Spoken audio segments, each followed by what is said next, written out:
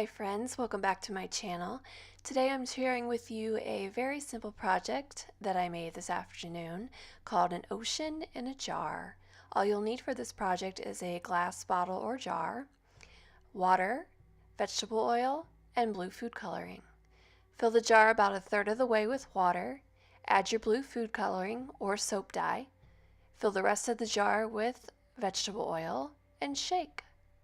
Make sure the lid is on super tight. You can even add some seashells, as I did here. And you can use this as an anxiety reducer or just something very beautiful to look at. I hope you enjoy this, and I hope you can make one of your own. They're quite lovely. Thanks, guys.